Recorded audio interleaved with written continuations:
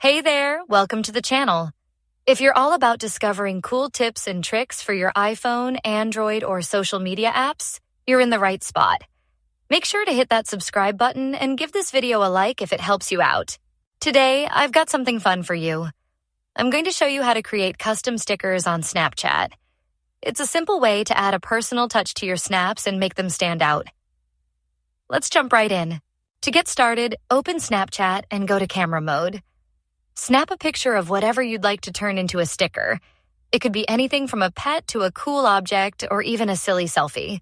After you've taken your photo, look to the right side of the screen for some editing tools. Tap the scissor icon. That's where the magic happens. Now, use your finger to trace around the object or person you want to turn into a sticker. Snapchat will automatically cut it out for you, creating a perfect sticker that's ready to use in your snaps. And that's it. You've created your very own custom sticker in just a few simple steps. If this video helped you out, be sure to subscribe for more tips and tricks. And if you have any questions or want to share your experience, drop a comment below. I'd love to hear from you. Thanks for watching, and I'll see you in the next video.